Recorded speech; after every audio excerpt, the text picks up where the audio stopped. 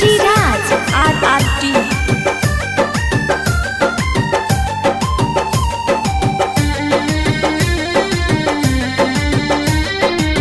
चाहे जितना जतन करोगे काम नहीं कुछ आएगा।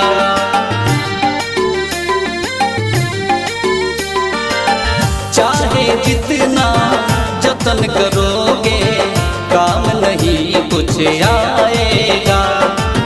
माटी की मूरत एक दिन माटी में जाकर ही मिल जाएगा।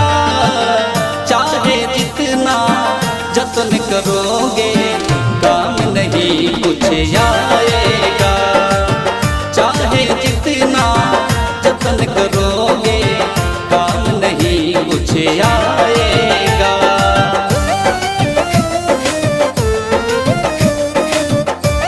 Recording by RRT digital recording studio Chhadadana.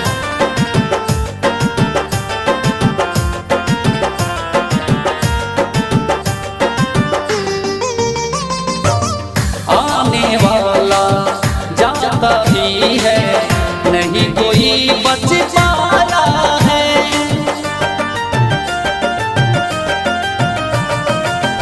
आने वाला जाता भी है, नहीं कोई बच पाया है।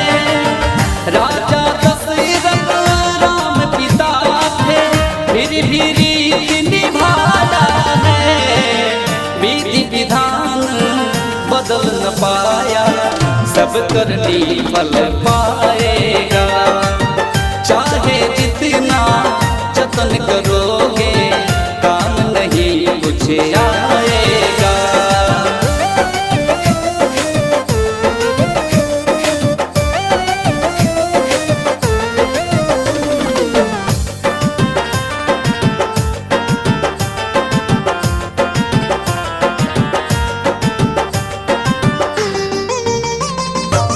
न्याय रीति की पूज यही है, सत्य विजय पथ होता है।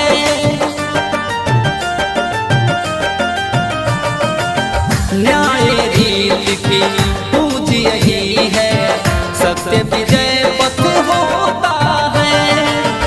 और को कष्ट देने वाला खुद पर भी तो होता है। सत्य के यार्ड में बैठा झूठा एक दिन पकड़ा जाएगा। चाहे जितना जतन करोगे काम नहीं कुछ आएगा।